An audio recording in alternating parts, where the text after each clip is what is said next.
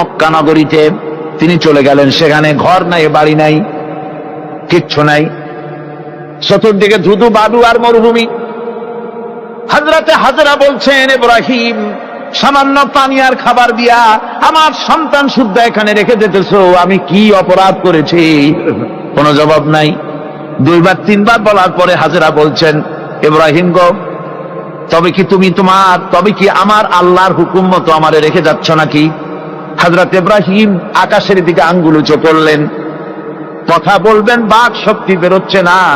80 বছর বয়সের সময় একটা বাচ্চা আল্লাহ তারে দিছেন, আর এমন বাচ্চা, পয়গম্বরের ছেলে, কি সুন্দর চেহারা, মরুভূমির উপরে ফালাই দিয়ে রওনা হয়ে যাচ্ছেন। মুখ দিয়া কথা সরছে না, আকাশের দিকে দেখালেন। হযরত হাজরা বুঝতে পারলেন। হযরত হাজরা বলেন, ইব্রাহিম, কোনো চিন্তা নাই, নিশ্চিন্ত মনে বাড়ি ফিরে যাও। আমি আমার আল্লাহর উপরে এতটা ভরসা করি, আল্লাহর হুকুমে যদি আমার এখানে রেখে যেয়ে থাকো, ওই আল্লাহ পাক আমাকে আর আমার কলিজার টুকরা ইসমাইলকে পানিতে আর খাবারে মারবেন না, অবশ্যই তিনি ব্যবস্থা করবেন। ব্যবস্থা হয়ে গেল। হযরত ইসমাইল বড় হয়ে গেলেন। আল্লাহ পাক অর্ডার করলেন, জবাহ করো ছেলেকে।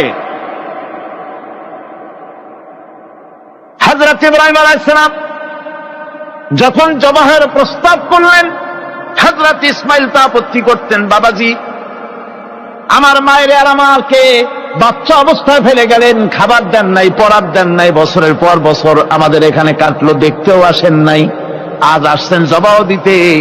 এটা কেমন কথা? কি ধরনের বাপ আপনি? এরকম বলছে নাকি? এরকম বলছে।